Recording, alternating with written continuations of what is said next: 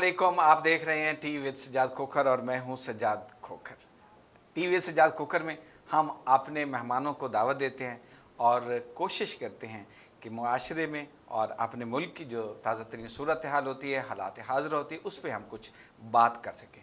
मज़े की बात यह है कि जितनी बातें चाय के होटलों पे बैठ के लोग करते हैं और अगर उनको आप सुन लें, मुझे तो कभी कभी अपनी कम इल्मी पर शक होने लगता है कि यार शायद हम जो स्टूडियोज़ में या बाकी जगहों पर बैठ के जो बातें कर रहे होते हैं वो बहुत कम होती हैं, हमें ज़्यादा मालूमात नहीं होती और हमसे ज़्यादा मालूमात शायद चाय के एक ठिए पर बैठे हुए उन लोगों की हो रही होती हैं जो चाय की चुस्की भी ले रहे होते हैं, बाज़ जगहों पे लूडो खेल रहे होते हैं और बाज़ जगहों पे सियासत पे बात कर रहे होते हैं और अक्सर तो अपने हल्के की बात कर रहे होते हैं। कुछ ऐसी सूरत हाल हमारे इस स्टूडियोज़ में भी, इस प्रोग्राम में होती है, लेकिन हम कोशिश ये करते हैं कि वो गुफ्तगू हो जो आप सुनना चाहते हैं और हम आपको वो मंजरनामा दिखाएं जो आप देखना चाहते हैं। टी वी सज्जाद खोखर में आज हमारे साथ जो मेहमान शख्सियात हैं, किसी तारुफ के मोहताज नहीं, दोनों शख्सियात जानी पहचानी हैं, मेरे बिल्कुल करीब बल्कि अनकरीब तशरीफ़ रखते हैं। मज़हर जवेद साहब, आप बहुत बहुत शुक्रिया आपका, मेहरबानी जी, बहुत शुक्रिया। आप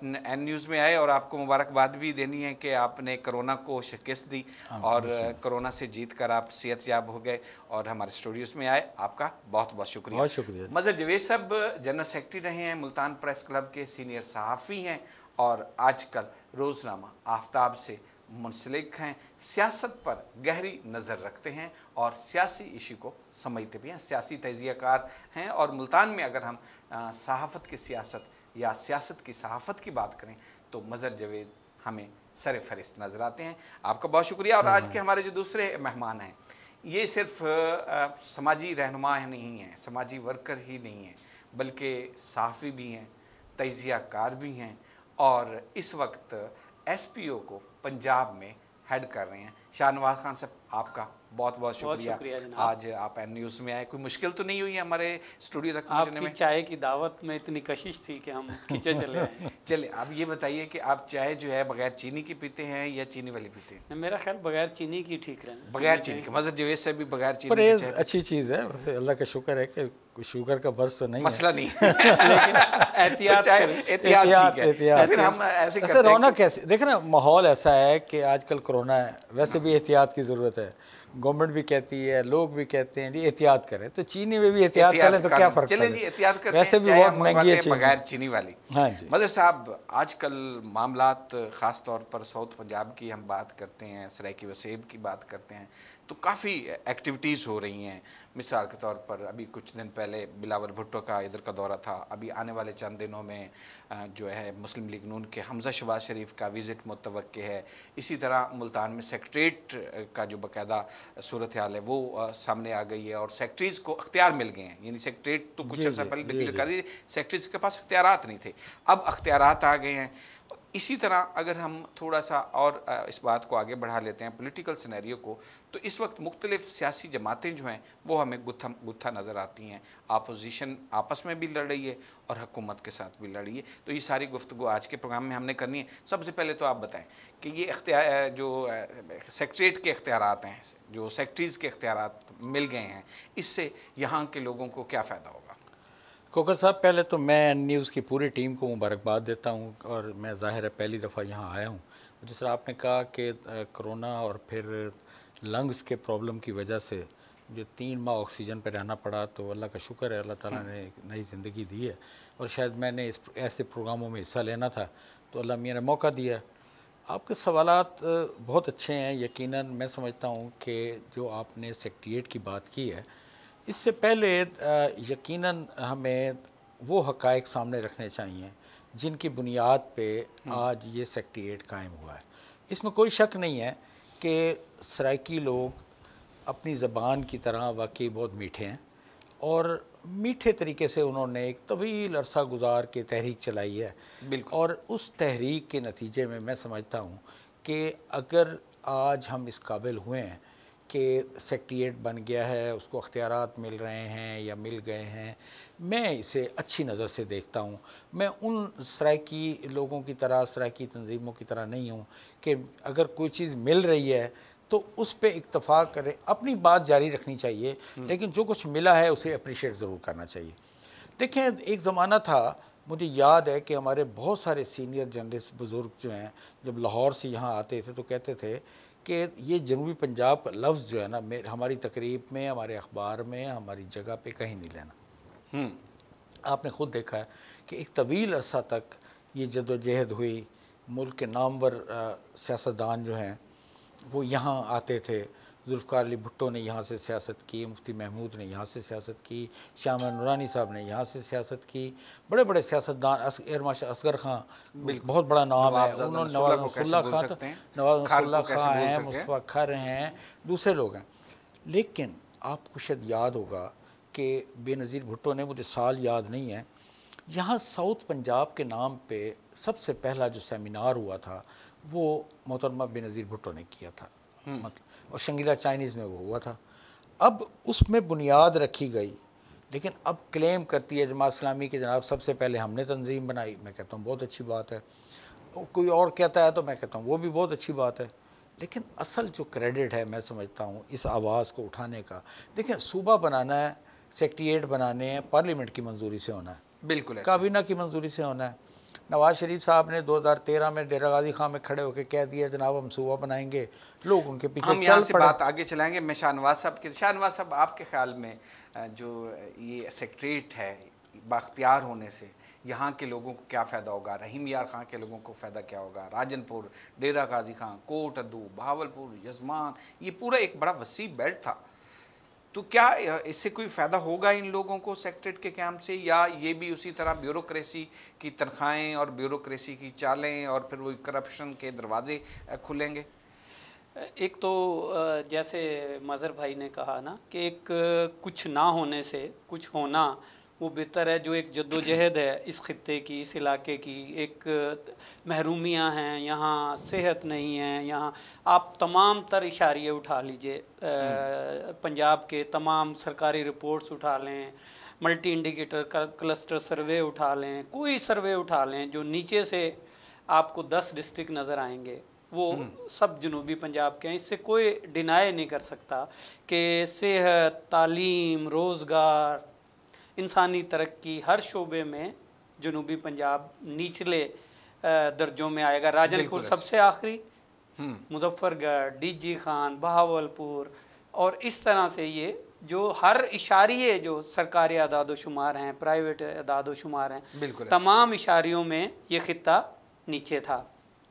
हर वक्त दावे किए गए कि जी इसकी तरक्की के लिए काम कर रहे हैं, यहाँ से सदर भी हुए, यहाँ से गवर्नर भी हुए, यहाँ से वज़ीर आला भी हुए। लेकिन मुझे मज़हर साहब मेरी रहनुमाई करेंगे, मुझे एक किताब बहुत याद आती है। आज आपने दिल वो क्या कहते हैं, दिल की बात, जो अंदर की बात है ना बाहर आने की, ज़बान पे आगे, वो आपने ये बात कह दी, इसकी महरूमियाँ। मैंने बहुत लिखा है जंग में, मुल्तान में, हम इसकी महरूमियाँ, प्रेस क्लब के सेक्रेटरी जनरल रहे हैं, पहले तो आप साफ़ी थे, फिर समाजी कारकुन बने।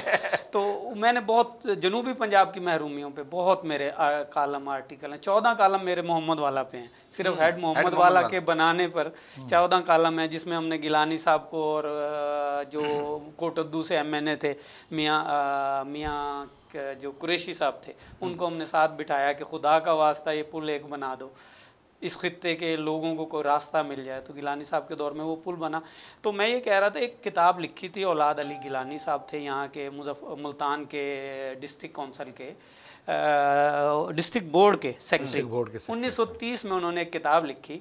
1930 में जो अंग्रेज़ सरकार थी उसकी 100 साला जश्न था, और उन्होंने औलाद अली गिलानी साहब ने एक किताब वहाँ प्रेजेंट की कि इस खित्ते में आपके वफ़ादार कौन हैं।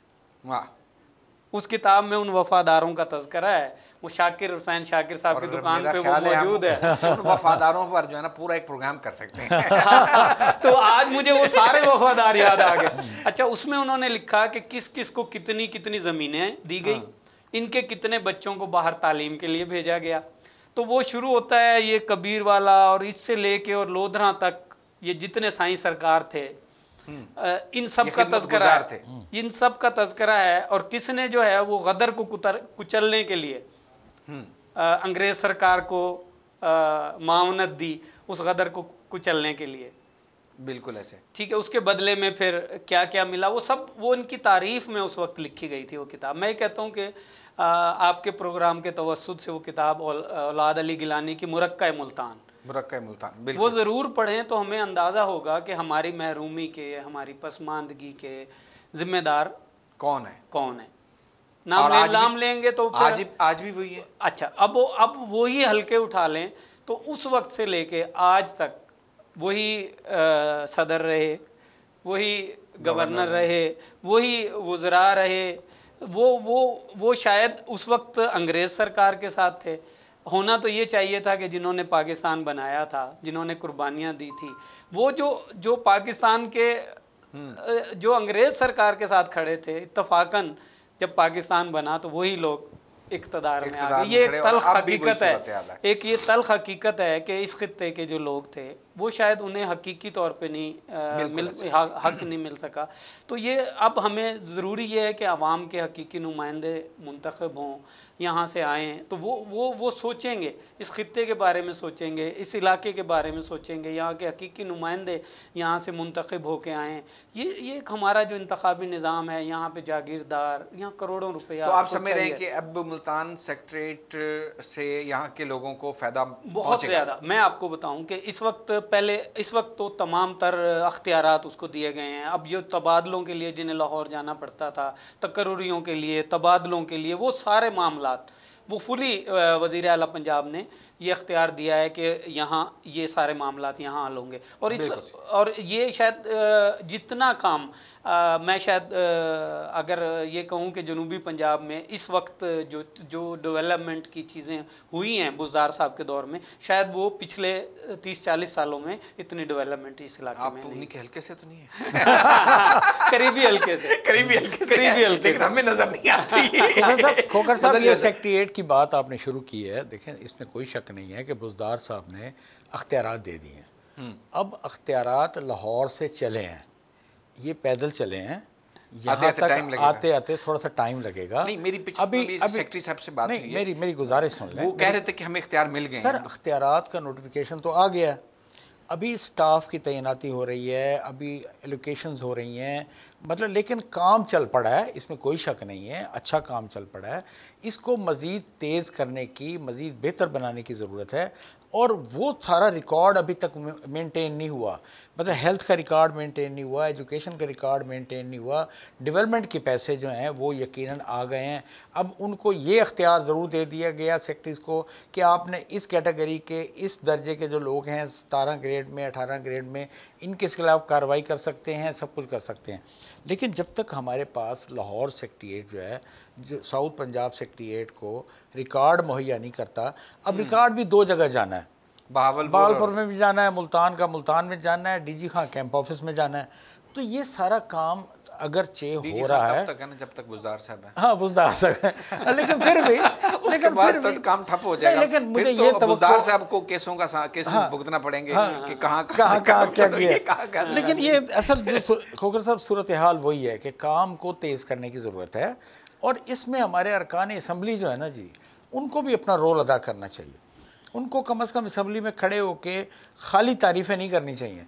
वो कह जनाब बहुत अच्छा कर दिया, हम भी तो कह रहे हैं कि बहुत अच्छा कर दिया, आपने हमें चैनल पे बिठा दिया, हम कह रहे हैं कि जनाब सेक्रेटेरिएट बन गया, उसको अख्तियारात मिल गए, आप भी कह रहे हैं, मैं भी कह रहा हूँ, सारे कह रहे हैं। लेकिन बात वही है कि इस काम को तेज़ करें और इस काम को इस हद तक यकीनी बनाएं कि जो आपने तसव्वुर दिया है कि जनाब ये सूबे का मुतबादिल है, तो यहाँ के अवाम मुतमईन हो जाएं। हम बात कर लेते हैं शाह नवाज साहब, इसी बात को थोड़ा सा हम डिटेल में बाद में जाएंगे। सिर्फ क्या समझते हैं कि सेक्रेटेरिएट के क़याम से कौन कौन से तरक्याती मंसूबे जो गिने जा सकें कि यहाँ वज़ीर आला पंजाब ने साउथ पंजाब को दिए, जो आपके जहन में आ रहे हैं?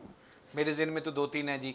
उन्होंने बाईपास से सड़क बनानी है, अपने घर तक खैर मोहम्मद वाला रोड को डबल करना है, ठीक है। इसी तरह उस साइड डेरा गाजी खां के कुछ इलाके हैं, कुछ तौसा के कुछ इलाके हैं जहाँ सड़कें बननी है, कुछ काम होने हैं, कुछ और हैं जो जिसका आप समझ रहे हो कि एक आम बंदे को भी फ़ायदा पहुँचेगा। अभी तो लोग तड़प रहे हैं महंगाई से, बेरोज़गारी से। दुरुस्त है, आपकी बात दुरुस्त है। जो महंगाई है वो सबसे बड़ा, मैं समझता हूँ कि इस हुकूमत को अगर सबसे बड़ी जो किसी मुश्किल का सामना है वो महंगाई, जिससे एक आम आदमी बराह रास्त मुतासिर होता है और उसका रद्द अमल बहुत ज़्यादा शदीद लोगों के अंदर उसका रद्द अमल आ रहा है, और इस पर गवर्नमेंट ख़ुद भी शायद परेशान है कि इतना ज़्यादा लोगों का जो, और महंगाई से जितना लोगों पे आप खुद देखें कि जिस तेज़ रफ्तारी कुछ ये देखें कि कोरोना की सूरत हाल में दुनिया सारी दुनिया इससे परेशान हुई है, लोग गुर्बत की लाइन के नीचे चले गए हैं। तो मैं ये समझता हूँ एक तो सबसे बड़ा, अगर मैं ये समझता हूँ कि जो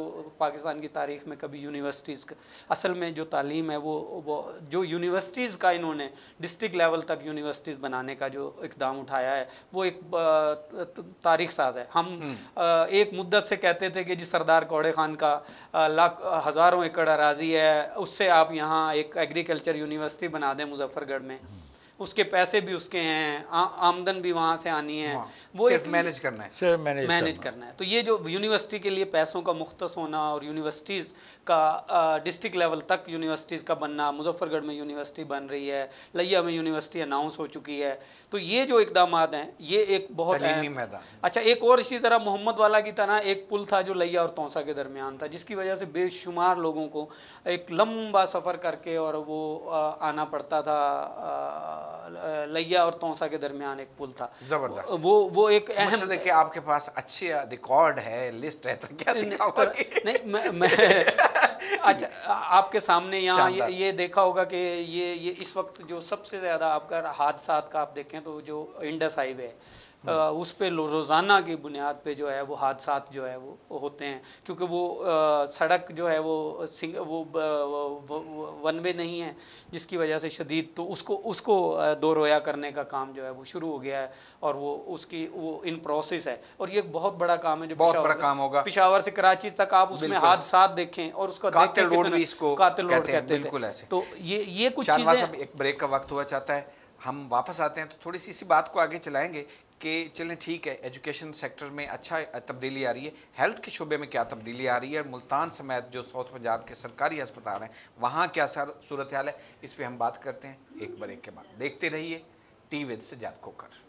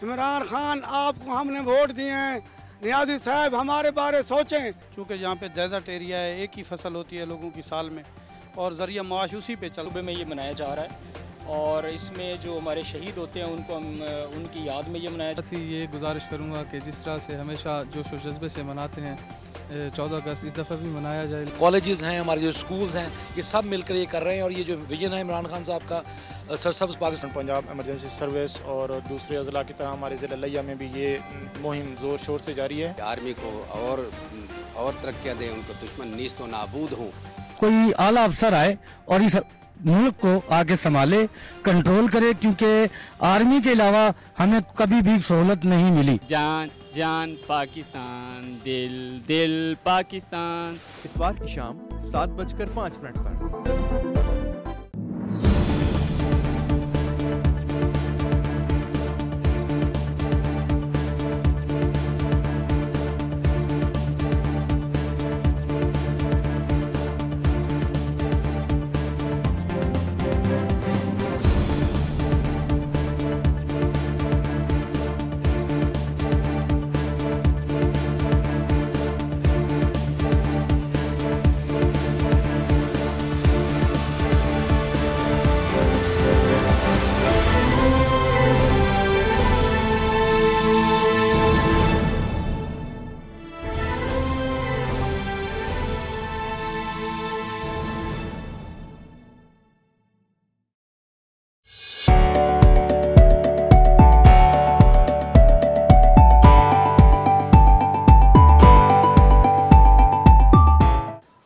जी, आप देख रहे हैं टी विद सजाद खोखर और ब्रेक के दौरान हमारे पास चाय आ चुकी है, फीकी चाय। मदर जवेद साहब भी पियेंगे और शाहनवाज साहब भी फीकी चाय पियेंगे। मैं चूँकि फीकी पीता नहीं हूँ, इसलिए मैं थोड़ी देर में चाय में चीनी मिक्स करके पीऊँगा।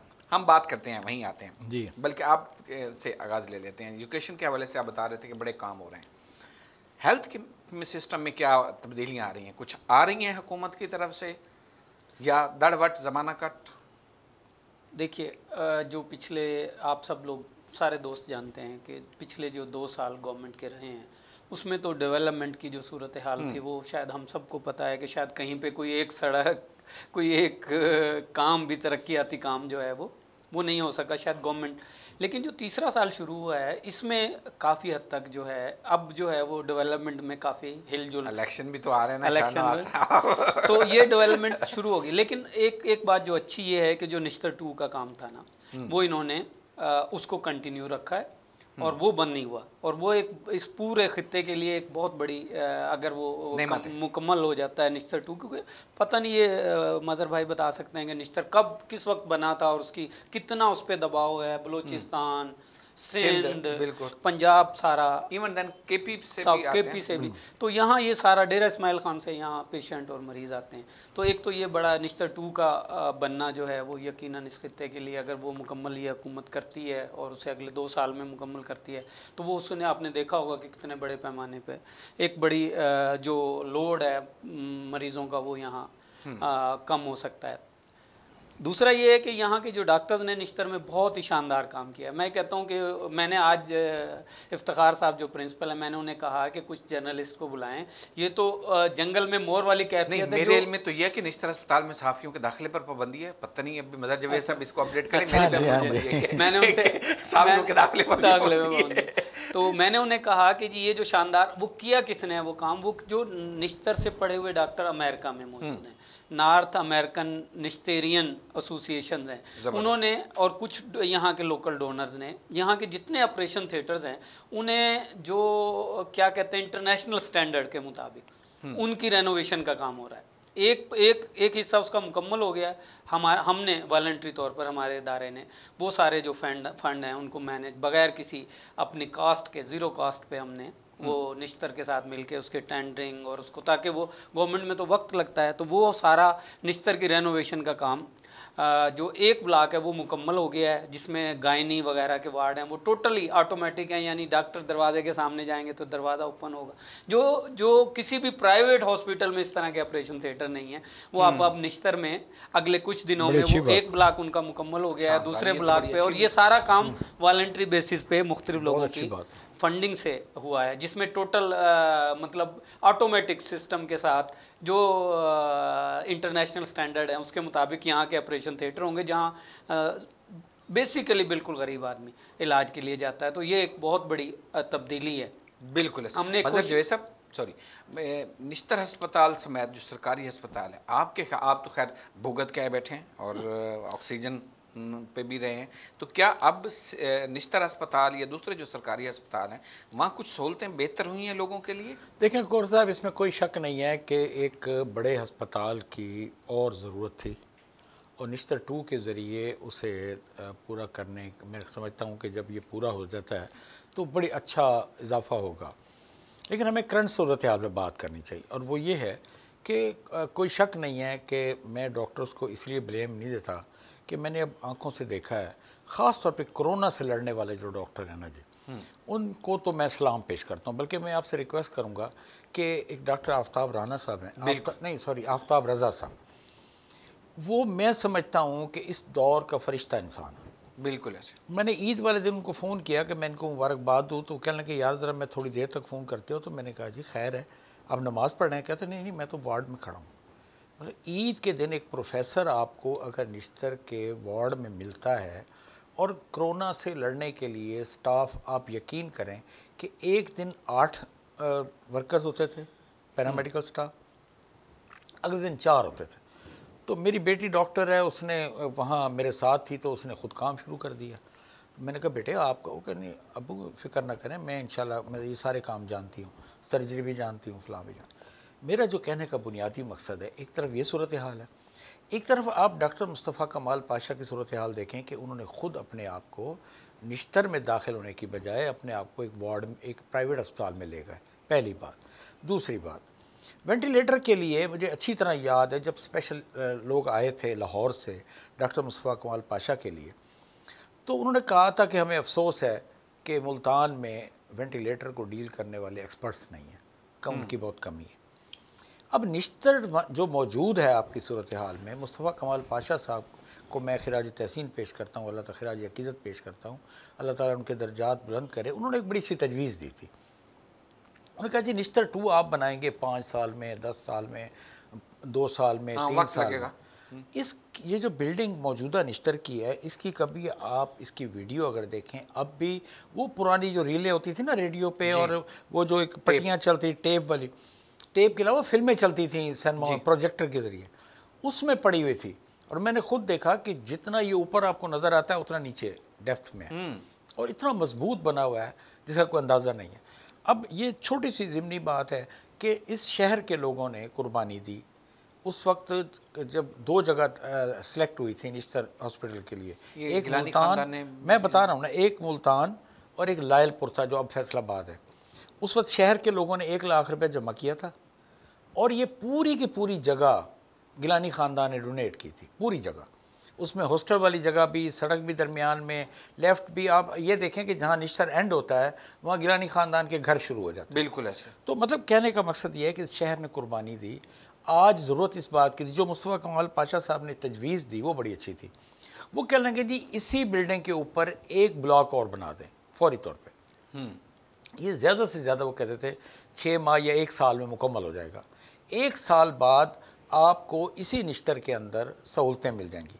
अब लोग ज़िया-उल हक को अच्छा कहें या बुरा कहें, उन्होंने डिस्ट्रिक्ट जेल की जगह पे सराय बनाने का ऐलान किया था इसी निश्तर में खड़े होकर इंटरनेशनल कॉन्फ्रेंस में। उसमें उन्होंने 3 आदमियों को की कमेटी बनाई। उस वक्त मेयर थे मलिक सलाउद्दीन डोगर, उन पे उस वक्त के कमिश्नर को, और हमारे चीफ एडिटर और सीनियर साहब जनाब मुमताज़ अहमद ताहिर साहब को। उन्हें 3 बंदों पर मुश्तमिल कमेटी बनाई कि जनाब इसको मैंने बनाना है। लेकिन हमारी ब्यूरोक्रेसी इतनी माशाल्लाह होशियार और चालाक है कि उन्होंने कहा जी वो इस जगह जेल की बजाय आप ये सामने जो पार्क है, इसमें क्या था, निश्तर के लिए एक सराय बनानी थी। हम एक सराय नहीं बना सके। खोखर साहब कितनी बदकिस्मती है हमारी। तो हम इलाज की सहूलतें, बहुत अच्छी बातें हैं। मतलब आपके पास कार्डियोलॉजी है, कार्डियोलॉजी में शहबाज शरीफ अस्पताल है, ठीक है, लेकिन कार्डियोलॉजी में अक्सर आपके पास दवाइयाँ नहीं होती। अगर खुदा न खास्ता कोई बीमार हो जाए तो दवाइयाँ लेने के लिए जितनी मुश्किल पेश आती है, अब वो दवाइयाँ मार्केट से बहुत महंगी हैं, लोग नहीं ले सकते। लेकिन फिर भी अब डॉक्टर राना अल्ताफ़ साहब जो हैं माशाल्लाह वीसी बने हैं निश्तर के, ये जो बात इन्होंने बताई है मैं समझता हूँ कि ये बहुत ही अच्छी बात है। और ये निश्तर को रेनोवेट होना चाहिए, इसकी जदीद तकाज़े पूरे होने चाहिए। शाहनवाज साहब, सेहत कार्ड की सूरत हाल क्या है? क्या आम बंदा उससे फ़ायदा ले रहा है, उसको फ़ायदा पहुंच रहा है, या वो मैंने सुना था कि शायद वो लोगों के इस्तेमाल नहीं हो रहा लोगों से? सही। अच्छा, एक तो ये कार्ड वाली, उससे पहले मैं ज़रा निश्तर की जो ये बात कर रहे थे वो बड़ी अहम है कि यहाँ जिस तरह से उस वक्त लोगों ने कंट्रीब्यूशन किया, इस वक्त भी यहाँ के लोकल डॉक्टर्स वो सारा फंड तकरीबन 2.5 करोड़ रुपए, अभी जो ये एक बहुत अच्छी बात है, 2.5 करोड़ रुपए से कोई एक पोर्शन उसका कंप्लीट हुआ है। और दूसरा जो कोविड के दौरान हमने एक कोविड वार्ड, जो इस वक्त कोविड का सबसे बड़ा, यानी पंजाब का सबसे बड़ा ICU HDU निश्तर में मौजूद है, 32 बेड का, यानी जहां वेंटिलेटर भी अवेलेबल हैं और चीज़ें भी अवेलेबल हैं। वो SPO ने जो यहाँ के एक और इंडस्ट्रियलिस्ट उनके ताउन से यहाँ पे बनाया। फिर एक इशू यहाँ आ रहा था जो बहुत ज़्यादा है कि यहाँ पे जो मशीन टेक्नीशियन नहीं है जो मशीनों को दुरुस्त कर सकें ना। अमूमन लोग जाते हैं तो मशीनें ख़राब होती हैं। वही मेरे वाली बात है ना कि मुस्तफ़ा कमाल पाशा के लिए टेक्नीशियन नहीं थे। तो ये हमने इस ज़रूरत को महसूस करते हुए इस वक्त जो है कोई 10 टेक्नीशियन जो है वो हमने 2 साल के लिए उनकी सैलरी जो है वो हमें पब्लिक पार्टनरशिप से हमने ख़ासतौर पे कॉलोनी टेक्सटाइल मिल ने इसमें ताउन किया। और वो 2 साल के लिए 10 टेक्नीशियन मौजूद हैं जो तमाम वार्ड में रेगुलर बेसिस पे उन मशीनों को चेक करते हैं, और कहीं पे अगर कोई मसला हो तो वो उसकी सैलरी हमारी तरफ से SPO की तरफ से उन्हें मिलती है। तो ये 1 साल उनका मुकम्मल हो गया, अगले 1 साल के लिए हमने एक्सटेंड कर दिया है, क्योंकि वो काम अच्छा हो रहा है।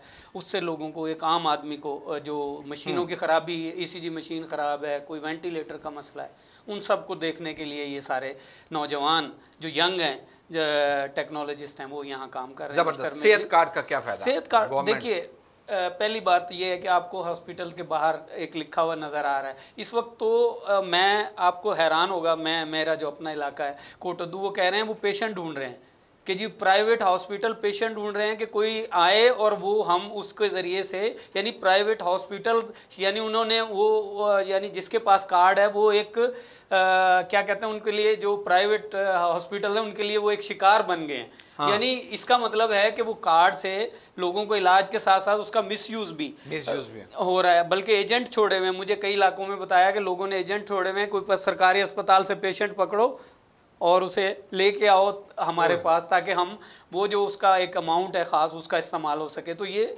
एक तो ये है कि ये जो जिन डिवीजन मॉनिटरिंग के लिए हुकूमत कुछ नहीं कर पा रही। मेरा ख्याल है हुकूमत ने कोई सिस्टम रखा होगा। ये तो अभी मैं आपको ताज़ा तरीन बता रहा हूँ कि यानी गवर्नमेंट हॉस्पिटल में एजेंट मौजूद हैं जो फटाफट देखते हैं कि यार ये DG खान से आया है, ये मुजफ्फरगढ़ से आया है, इसके पास कार्ड अवेलेबल है, तो इसको फौरी तौर पर जो है हम अपने हॉस्पिटल में शिफ्ट करें और इसके जो 7,30,000 है उसको फौरन यूटिलाइज करें। तो मेरा लोग असल में पढ़े लिखे नहीं है ना जी, जिनके पास वो कार्ड है। अब आप ये देखें कि वो जो कार्ड लेके जाता है बंदा, उसे वो वाकई रास्ते कई दिखाते हैं, लेकिन प्राइवेट अस्पतालों की हालत भी ये है कि कई, मैं नाम ले सकता हूँ, अब मैं बिला वजह आपके चैनल के ज़रिए उन जो प्राइवेट अस्पताल हैं उनकी पब्लिसिटी नहीं करना चाहता, लेकिन यहाँ मुल्तान में कई ऐसे हॉस्पिटल हैं जिन्होंने लोगों की आँखें ज़ाय की हैं, लोगों को तंग किया, लोगों को ये जब कार्ड लेके लोग वहाँ जाते हैं वो कहते हैं नहीं जी हमारे पास तो अभी नोटिफिकेशन नहीं आया, हमारे पास फलां नहीं आया। बिल्कुल मतलब ये सूरत हाल है। और कार्ड अच्छा है, कार्ड की तो कोई मतलब वो नहीं है, लेकिन उसके मुताबिक इलाज की सहूलतें प्राइवेट सेक्टर पे, पहली बात तो ये है कि सरकारी अस्पतालों का आप इतना इंश्योर करें, इतनी मॉनिटरिंग करें कि वो वहाँ किसी को ज़रूरत ही ना पड़े वहाँ जाने की। मतलब वे सब चाय ठंडी हो रही है, हो चुकी होगी तो हम एक ब्रेक ले लेते हैं, अगर गर्म पड़ी है तो चुस्की ले लेते हैं, और इस दौरान ब्रेक में गर्म नहीं है तो दोबारा करवा लेते हैं। तो ब्रेक के बाद जब हम वापस आ रहे होंगे तो मैं आपसे ज़्यादा चाहूँगा कि ये अभी जो विज़िट होने वाला है, मुतवक्के विज़िट है हमजा शहबाज का, और फिर बिलावल जरदारी विज़िट करके गए, इसके क्या असरात पड़ेंगे इस हमारे वसे पर, और क्या जल्दी इलेक्शन की तरफ हम जा रहे हैं, वक्त से पहले इलेक्शन की तरफ जा रहे हैं, आप क्या कहते हैं, इस पर बात करेंगे एक छोटे से ब्रेक के बाद। देखते रहिए टी विद सज्जाद खोकर।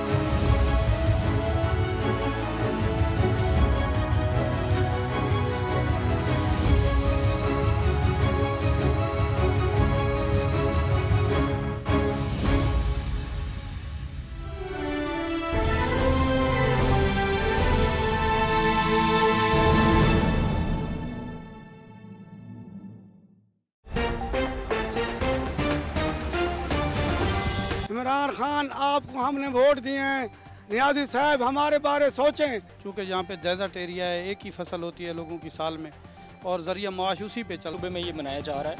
और इसमें जो हमारे शहीद होते हैं उनको हम उनकी याद में ये मनाया जाता है। ये गुजारिश करूँगा कि जिस तरह से हमेशा जोश व जज्बे से मनाते हैं 14 अगस्त, इस दफ़ा भी मनाया जाए। कॉलेजेस हैं, हमारे जो स्कूल्स हैं, ये सब मिलकर ये कर रहे हैं, और ये जो विजन है इमरान खान साहब का, सरसब्ज़ पाकिस्तान पंजाब एमरजेंसी सर्विस और दूसरे अज़ला की तरह हमारे ज़िला लिया में भी ये मुहिम ज़ोर शोर से जारी है। आर्मी को और तरक्कियाँ दें, उनको दुश्मन नीस्त व नाबूद हों।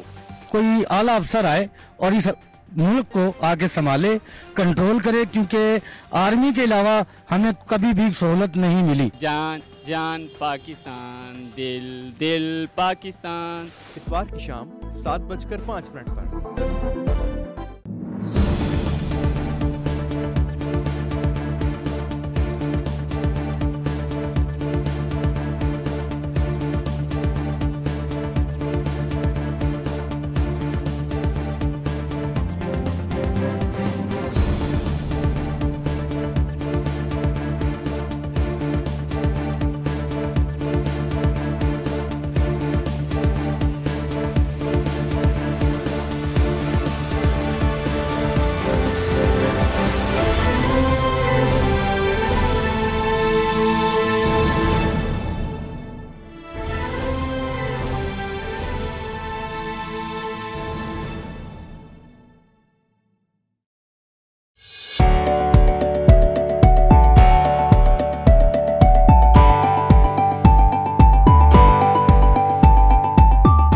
वेलकम बैक जी, आप देख रहे हैं TV Sajjad Khokhar and news HD पर और मैं हूं सज्जाद खोखर। आज हमारे साथ जो मेहमान शख्सियात हैं उनमें जनाब मज़हर जवेद साहब, आप सीनियर सहाफ़ी और तजियाकार हैं। जनाब शाहनवाज खान साहब, आप सहाफ़ी, तजियाकार और समाजी रहनुमा हैं। और आज हम मुख्तलिफ इशूज़ पर बात कर रहे हैं। मज़हर जवेद साहब, जी, सियासी सूरत हाल क्या बनने जा रही है? साउथ पंजाब में अब सियासी रहनुमाओं के मुसलसल विज़िट, कुछ खामोश चुपचाप करके आते हैं, कुछ शोर शराबे के साथ आते हैं, कुछ कुलखानियों के नाम पे आते हैं और कुछ ताज़ियत के लिए आते हैं। ये असल कहानी पीछे क्या है? मेरा ख्याल है आप मेरे खिलाफ साजिश कर रहे हैं। शाहनवाज साहब से ना आप सारी डेवलपमेंट की बातें पूछ के अब आप आए सियासत की तरफ।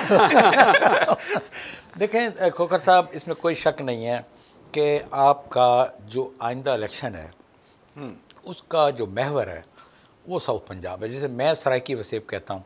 और वो सराइकी वसेब ये जिसमें हम बैठे हैं, ये यहाँ तमाम जमातों ने आना है, तमाम जमातों ने यहाँ अपने मराकज़ कायम करने हैं और इनका फोकस जो है अगली सियासत सारी की सारी जो है, ये मेरी बात आज लिख के कहीं रख लें कि ये साउथ पंजाब है। अब हुआ क्या है? हुआ ये है कि इसमें पहल की है बिलावल ने। मेरा ख्याल है कि मैं अगर गलत नहीं हूँ तो बाहर से आने वाले जितने हमारे कायदीन हैं उनमें सबसे ज़्यादा और लंबा स्टे जो है वो हमें दिया है बिलावल ने। और बिलावल ने, आपने ख़ुद भी वहाँ शिरकत की है, आप भी मिले हैं, मैं भी मिले हूँ, उसने पब्लिक की बात मानी है। मिसाल के तौर पे हम भी ज़ाहिर है अवाम में से जाते हैं। कॉलम निगारों और एडिटर्स की मुलाकात में बिलावल को कहा गया कि जनाब आप मेहरबानी फरमाएं, अब आप इसको जनूबी पंजाब की बजाय, बल्कि उसने ख़ुद कहा कि ये वसेब है, मैं इसको वसेब कहूँगा। उसने चुनाचे प्रैक्टिस की और लइये का जो जलसा, आखिरी जलसा था, उसने साउथ पंजाब नहीं कहा, उसने वसेब का लफ्ज़ इस्तेमाल किया। मकसद ये है कि वो इसको फोकस करना चाहते हैं। अब देखें, आज जावेद अली शाह प्रेस कॉन्फ्रेंस कर रहे थे और वो हमज़ा का शहबाज शरीफ का जो प्रोग्राम बता रहे थे, उसमें राना महमूद हसन जो सेनेटर हैं उन्होंने कह दी, उनकी ज़बान से निकल गया कि जी हमारी तरफ भी काफ़ी लोग शामिल होंगे। तो मैंने जावेद अली शाह को कहा, मैंने कहा शाह साहब कोई एक आधा नाम तो बता दें। वो कहने लगे जी हमने वक्त से पहले अपने पत्ते डाल के लोगों के लिए मुश्किलात तो पैदा नहीं करनी। बिल्कुल। बिलावल के दौरे को मुल्तान शहर में कारकुनों में थोड़ी सी मायूसी पैदा हुई। कई जगह पे उन्हें जाना था, वादा करने के बावजूद नहीं गए, लेकिन स्टाइल एक है। बिलावल ने क्या किया? बिलावल पुराने कारकुनों के पास गया, जिनका कोई फौत हो गया था उसके जाके फातिहा पढ़ी। हमज़ा साहब आ रहे हैं, जितने कारकुनों के अजीज़ व अकार फौत हुए हैं वो जाके फातिहा पढ़ेंगे। बिलावल ने फ़र्क ये था कि लिया में, विहाड़ी में, अपना डेरा गाजी खां में वर्कर्स कन्वेंशन को ख़िताब किया। हमज़ा साहब जो हैं मुल्तान में वर्कर कन्वेंशन से ख़िताब कर रहे हैं। बिल्कुल एक ही स्टाइल है, एक ही सिलसिला है, बात है पजीराई की। और पजीराई का ये है कि सबसे बड़ी अचीवमेंट मैं समझता हूँ कि बिलावल की ये थी कि आप देखें कि उन्होंने एक अपना वो खाकवानी साहब का जो दामाद था, नहीं उसका अलेज़ई, मेरा ख्याल है नूर खां अलेज़ई था जो जनूबी पंजाब का सदर था, उसने उसी वक्त शमूलियत का ऐलान किया। अभी वो टीवी पे खबर चल रही थी, ब्रेकिंग न्यूज़ के जनाब उनके दामाद ने जो है वो पीटीआई पीपल्स पार्टी में शमूलियत का ऐलान कर दिया। उससे इमरान खान साहब ने पीटीआई की सदारत से हटा दिया। ओन अब्बास बप्पी को फौरी तौर पर 1 मिनट में ऐसा गलबा आया। मीडिया का दौर है, जाहिर है, मतलब आपकी भी सेटेलाइट की जो खबर जाती है, मतलब वो 1 मिनट में इंस्पेक्शन होता है। मतलब अब लिया में जो शमूलियतें हुई, मुल्तान से बाहर का प्रोग्राम था, अगला प्रोग्राम नवंबर में फिर बिलावल का मुल्तान में है।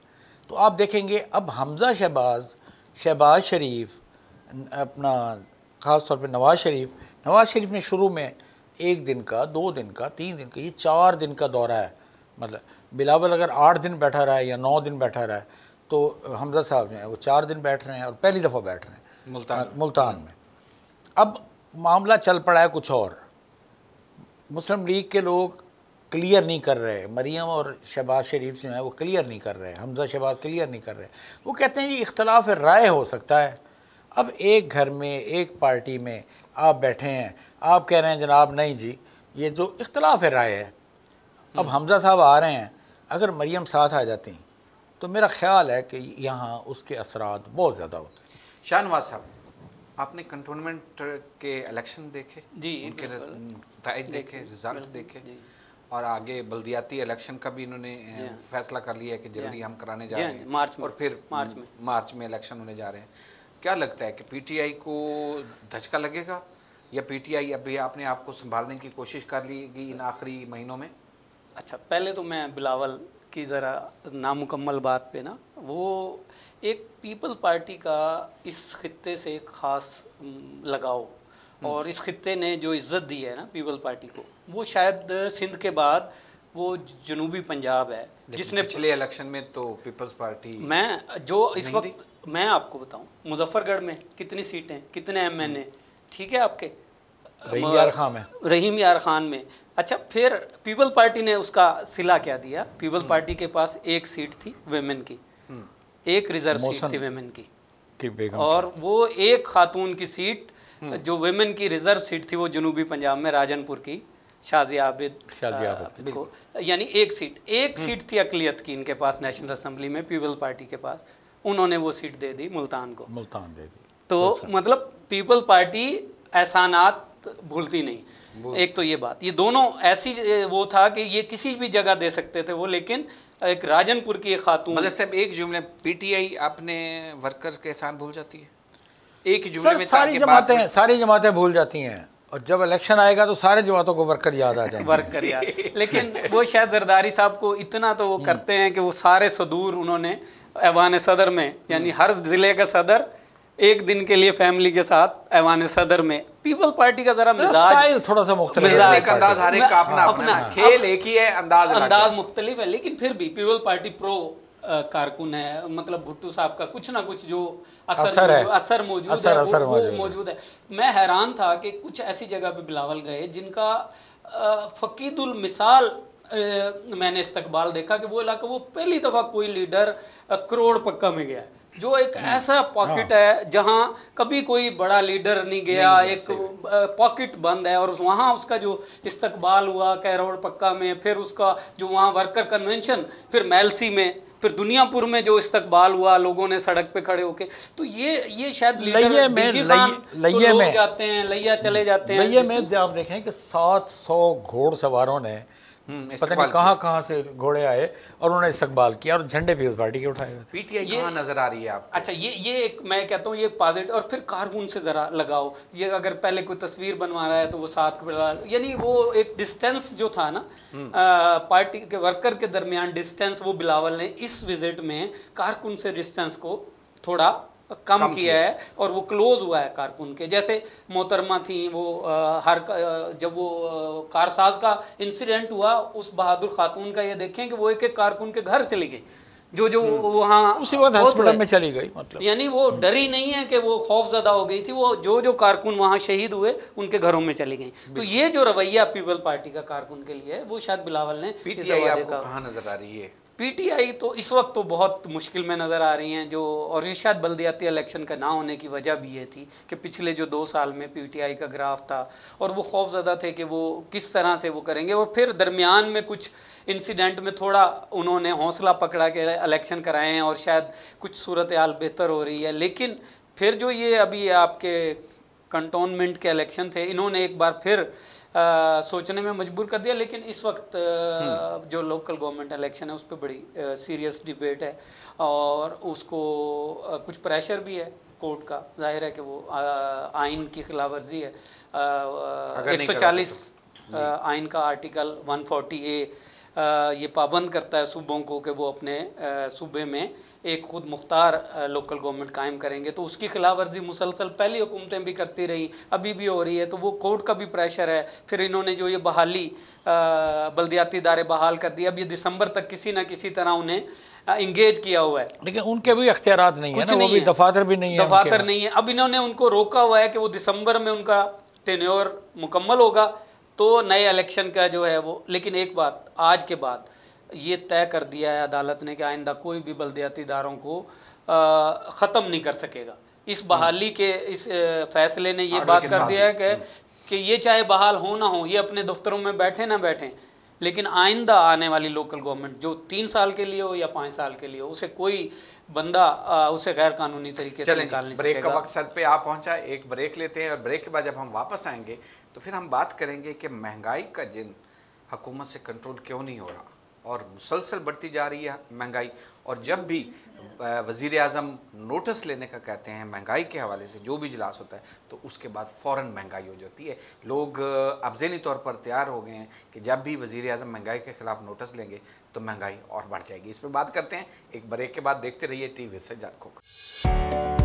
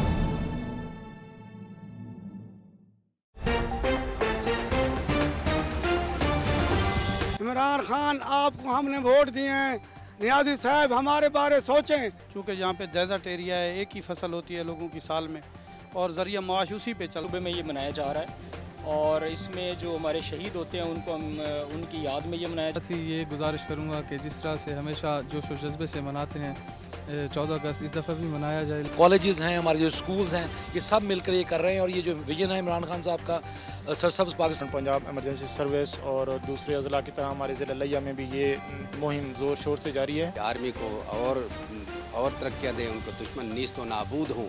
कोई आला अफसर आए और इस मुल्क को आगे संभाले, कंट्रोल करे, क्योंकि आर्मी के अलावा हमें कभी भी सहूलत नहीं मिली। जान जान पाकिस्तान, दिल दिल पाकिस्तान। इतवार की शाम 7:05 पर।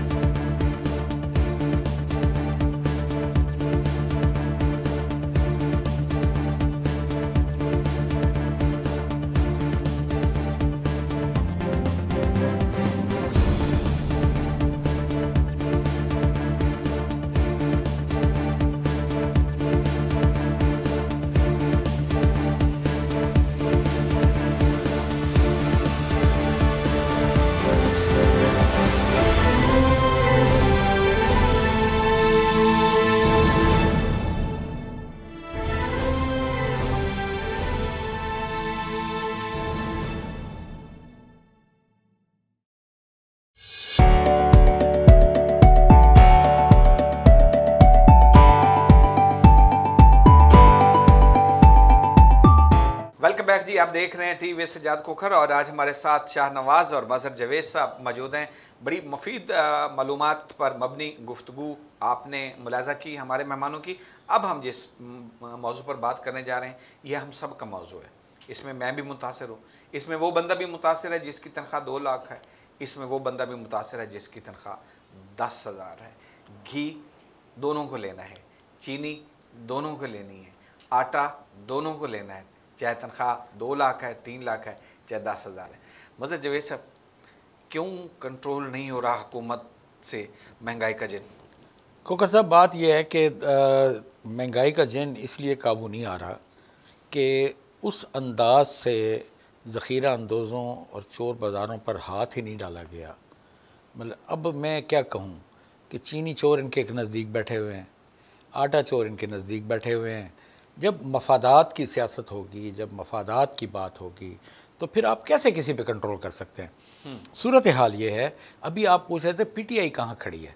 देखें, ये महंगाई का जिन इसको ले डूबा है। महंगाई की वजह से हर वो शख्स जिसने वोट दिया था, जिसने पीटीआई को वोट दिया था, मतलब वो आज भी परेशान है। वो कहता है जनाब मैं तो मुतबादिल की आदत। मैंने बिलावल को एक बड़ी दिलचस्प बात बताई, वो बड़ा खुश हुआ। मैंने खुशी के लिए नहीं कहा था, मैंने हल्फन एक बात की कि मैं जिस दिन बिलावल को मिलने जाना था, मैं अपने कपड़े प्रेस कराने खुद गया धोबी के पास। वो मुझे कहने लगा जनाब वो बिलावल से अगर मिलना चाहे तो मिल सकते हैं। मैंने कहा भाई ज़ाहिर है मिल सकते हैं, क्यों नहीं मिल सकते। अवाम का लीडर है, अवामी बंदा है, कोई मसला नहीं है। मैंने कहा क्यों मिलना चाहते हो? कहता है जनाब 6,000 रुपये दुकान का किराया है, बिजली का बिल अपनी जगह है, मतलब इस्त्री हमने गैस वाली रखी हुई है, वो सिलेंडर लेके आते हैं, 100 रुपये का सिलेंडर लेते थे, अब 500 रुपये का 400 रुपये का सिलेंडर है। मतलब तो ये सूरत हाल जो है, आप कोई भी शोबा देख लें, किसी जगह देख लें, आप वो खुद ही कह रहे हैं कि एक अमीर आदमी भी उतना ही मुतासर है, एक गरीब आदमी उसने अपने बजट के मुताबिक चलना है, अमीर आदमी ने अपने बजट के मुताबिक चलना है। जब आवाम के पास खाने को रोटी नहीं होगी, पहनने को कपड़ा नहीं होगा, आपके पास रहने को छत नहीं होगी, तो आप कहाँ से उन लोगों को फिर आप क्या करेंगे? आप जब वोट की पर्ची डालने लगेंगे तो फिर एक दफ़ा सोचेंगे कि यार मेरे लिए क्या मुतबादिल हो सकता है। इसमें कोई शक नहीं है कि नया बंदा इलेक्शन में सर्वाइव नहीं कर सकता। जिसके पास खरबों रुपए होंगे तो इलेक्शन लड़ेगा। वही मतलब नौकरियों का वादा किया खान साहब ने, करोड़ों नौकरियां होंगी, घर होगा, गुर्बत ख़त्म होगी, बेरोज़गारी ख़त्म होगी, कुछ भी तो नज़र नहीं आ रहा लोगों को। शाहनवाज साहब, बिल्कुल आप दुरुस्त कह रहे हैं। मैं समझता हूँ कि जो पीटीआई का मेन सपोर्टर था, आप सब जानते हैं कि वो नौजवान जिन्होंने अपने वालदैन की भी नहीं मानी और उन्होंने पीटीआई को भरपूर तरीके से सपोर्ट किया। घर के अंदर भी अगर कोई बुज़ुर्ग ने नहीं भी पीटीआई को सपोर्ट किया तो नौजवानों ने। और आप जानते हैं कि पाकिस्तान का कोई 60 से ज़्यादा जो तबका है वो नौजवानों पे मुश्तमिल है। फ़ैसला नौजवानों ने करना है, अगले इलेक्शन में भी नौजवानों ने फ़ैसला करना है। सबसे ज़्यादा जहाँ महंगाई है, महंगाई ने लोगों को मुतासिर किया, वहाँ बेरोज़गारी इस कदर इजाफ़ा हुआ है बेरोज़गारी में, जिसका आप अंदाज़ा कर सकते हैं कि नई जो जॉब्स हैं वो मार्केट में आ नहीं सकी हैं। कुछ कोरोना के 2 साल जो वो हुए हैं उस दौरान उसने बिल्कुल जो है एक रोज़गार ख़त्म कर दिया लोगों का। लोगों के जो दुकानदार हैं, जो शॉपकीपर हैं, उनकी जो है वो सूरत हाल जैसे मज़हर भाई बता रहे थे कि बहुत ज़्यादा लोगों की जो है सूरत हाल। अगर अगले 2 साल में ये जैसे कामयाब जवान प्रोग्राम ये लॉन्च करना चाहते हैं और उसमें अगर नौजवानों को ये अगले 1.5-2 साल में अपना वो बहुत बड़ा एक प्रोग्राम है, अगर वो कामयाबी से इम्प्लीमेंट ये कर गए तो शायद ये किसी मुकाबले पंजाब में किसी मुकाबले की पोजीशन में होंगे। वरना सूरत हाल इनके लिए बड़ी पीटीआई के लिए शायद बहुत मुश्किल हो जाएगी, क्योंकि वो सारा इन्होंने प्रोग्राम सारे साहब ये मैं माजत के साथ बात है। अभी मुजफ्फरगढ़ में डॉक्टर्स के इंटरव्यू हुए हैं, 6,000 उम्मीदवार थे और सीटें कितनी थी? 15। ये डॉक्टर्स की सूरत हाल है। वो डॉक्टर जिसकी आपको ज़रूरत है, आपको देहातों में ज़रूरत है। एक ज़माना था जब डॉक्टर कहते थे जी हम देहात में नहीं जाते। डॉक्टर अब खुशी से कहते हैं कि हमें देहात में डाल दें, हम देहात जाने को तैयार हैं। लेकिन सूरत हाल वही है कि आप लोगों के लिए जॉब क्रिएट करें, आप लोगों को मौका तो दें। खान साहब जब भी महंगाई का नोटिस लेते हैं महंगाई और बढ़ जाती है, ये क्या कोई जादू की छड़ी है या इशारा होता है कि ये आप चीज़ें बढ़ने लगी हैं? बात ये है कि वो जो बात हम कर रहे थे ना, जो एक माफियाज का पूरा एक कंट्रोल है ना सिस्टम पे, आप ये देखें कि अगर कोई चाहे भी तो इस वक्त आपका डॉलर देखें, उसकी वो जब वो उड़ान भरेगा, मुसलसल परवाज है। फिर आपका जो आपने बाहर से चीज़ें मंगवानी है, आपका डिपेंड करते हैं आप सबका सब बाहर से मंगवाने पे, ठीक है। आप दालें यहाँ नहीं बनाते उगाते हैं, आपके पास अपनी एग्रीकल्चर में आपको जो बुनियादी चीज़ें यहाँ पैदा हो सकती हैं, जब आप बाहर से मंगवाएंगे तो फिर जब आपका ज़रे मुबादला लगेगा वो आपको महंगी मिलेंगी। तो उसके साथ साथ तो चीज़ों ने तो महंगाई, फिर जो यहाँ सबका जो मिडल मैन यहाँ बैठा है, जो माफिया, जो जैसे ये कह रहे थे ना कि एक मिडल मैन का एक माफिया है। डायरेक्ट आप एग्रीकल्चर, जो एग्रीकल्चर पैदा कर रहा है, शायद वो तो टमाटर वहाँ 5 या 10 रुपए किलो बेच रहा है, लेकिन जब वो टमाटर आके एक आम आदमी को मिलता है उसकी क्या कीमत होती है। तो वो जो दरमियान का एक माफिया है, हर शोबा है, वो कभी भी आपको कीमत जो है वो स्टेबल नहीं होने देता। वो बीच में अपना जो उसका मार्जिन है, जब तक वो कोई ऐसा मैकेनिज्म यहाँ नहीं बनाएंगे जिसमें जो मिडल मैन है उसका रोल ख़त्म नहीं होगा। डायरेक्ट आप मुझे बताएं, क्या किसानों को इसका फ़ायदा हो रहा है महंगाई का? बिल्कुल नहीं। जो क्या गंदुम के आटे के महंगे होने का फायदा क्या आम किसान या आम आदमी को हुआ है? बिल्कुल नहीं।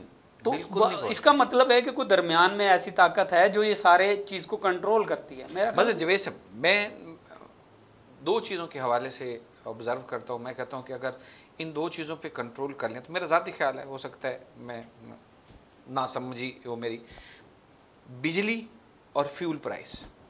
आपका फ्यूल प्राइस बढ़ता है, आपकी तमाम चीज़ों की कीमतें बढ़ जाती हैं। आपकी बिजली का रेट बढ़ता है, आपकी तमाम रोज़मर्रा की चीज़ें जो है ना महंगी हो जाती हैं। क्या इस पे कंट्रोल करने के लिए हुकूमत के पास कोई लाहे अमल नहीं है? खोकर साहब, लाहे अमल क्या है? खामोशी से उस पे हर बिल पे इनकम टैक्स लगा दिया। हाँ, अब मुझे बताएं कि भाई एक आदमी जो है वो बेचारा गरीब आदमी है, उसने अपना एक बजट बनाया हुआ है कि मेरे पास इतनी तनख्वाह नहीं है, इतना मैंने रख देना है बिजली के बिल के लिए, इतना गैस के लिए।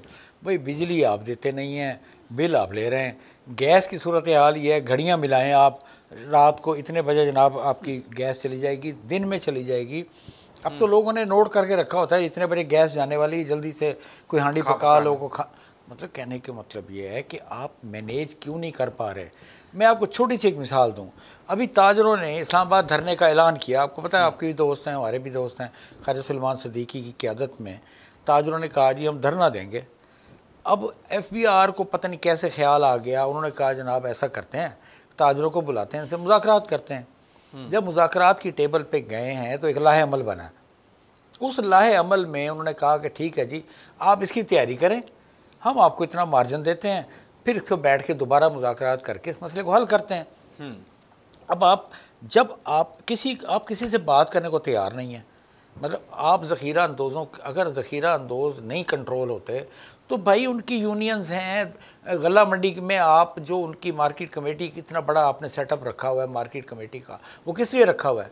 उस मार्केट कमेटी के चेयरमैन को, उसको आप पैसे दे रहे हैं, सेक्रेटरी को पैसे दे रहे हैं, भाई उनको बिठाएं, गला मंडी के ताजरों को बिठाएं, आड़तियों को बिठाएं, बड़े स्टेक होल्डर्स को बिठा के मसला हल करें। उनका जनाब ये डेडलाइन है, अगर आप इस पर काम नहीं करेंगे तो हम आपको ये सारा सील कर देंगे। कैसे महंगाई कंट्रोल हो सकती है? शाहनवाज साहब, प्रोग्राम का वक्त खत्म होने वाला है, चंद लाइनों में।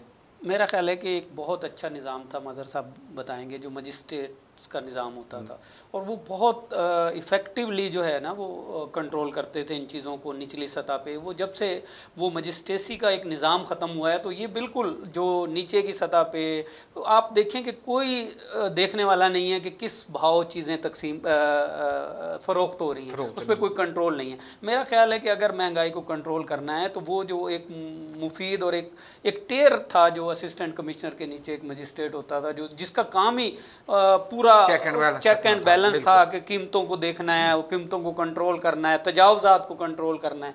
जब से वो निज़ाम ख़त्म हुआ है, अब कोई अच्छा, एक तो लोकल गवर्नमेंट नहीं है, सबसे बुनियादी बात यह है कि लोगों के जो बुनियादी मसले हैं जो नीचे की सतह पे हैं, वो एक काउंसलर बेचारा हर वक्त उसकी दरख्वास्त लेके जा रहा होता था मसले हल कर, वो मौजूद नहीं है। फिर मजिस्ट्रेट वाला निज़ाम ख़त्म हो गया, तो जो एक चेक एंड बैलेंस का निज़ाम है वो निचली सतह से बिल्कुल हो जाए तो महंगाई कंट्रोल हो सकती है। कुछ हद तक आप हाथ डालें बड़े माफिया पे नंबर 1। आप निकलते हैं मजिस्ट्रेट में निज़ाम बहुत अच्छा था, कोई शक नहीं है, लेकिन मजिस्ट्रेट निकलता था जाके किराना फरोश के खिलाफ कार्रवाई करता था। वो भाई किराना फरोश बेचारा 1 रुपये की चीज़ लाएगा तो वो 8 आने कैसे बेचेगा, 12 आने कैसे बेचेगा। मेहरबानी करें आप जो माफिया है उसको पकड़ें, और पकड़ने के बाद ये नहीं है कि आज आपने पकड़ा है कल वो जमानत करा के बाहर आए खड़े हैं। भाई अपने कानून साजी करें, उसको कानून मौजूद है उस पर अमल दरामद कराने की जरूरत है। बहुत बहुत शुक्रिया मजहर जवेद साहब, आप तशरीफ़ लाए। आप साबिक सेक्रेटरी मुल्तान प्रेस क्लब और सीनियर सहाफ़ी हमारे साथ थे। उम्मीद करते हैं कि आप आइंदा भी ज़रूर इंशाल्लाह करते रहेंगे। शाहनवाज साहब आपका बहुत बहुत शुक्रिया। आप लाहौर में भी बैठते हैं, मुल्तान में भी बैठते हैं। लाहौर और मुल्तान का सफ़र तो बहुत आसान हो गया है अब, और 3 घंटे में आना जाना लग जाता है। हम तवक्को करते हैं कि आप हमारे प्रोग्राम में आइंदा भी तशरीफ़ लाएंगे। आपका शुक्रिया, दोनों मेहमानों को बहुत शुक्रिया। नाज़रीन, हमने बात की और इस बात को आगे तक फैलाने में और फिर इन चीज़ों को मैनेज करने में जहां हुकूमत का फ़र्ज़ है वहां हमारी भी कुछ जिम्मेदारियां हैं। हमें अपनी जिम्मेदारियों का एहसास करना है और अपनी जिम्मेदारियों को एहसास करते हुए आगे बढ़ना है। सज्जाद खोखर को इजाज़त दीजिएगा, अगले प्रोग्राम में फिर मुलाकात होगी। अल्लाह हाफ़िज़। पाकिस्तान जिंदाबाद।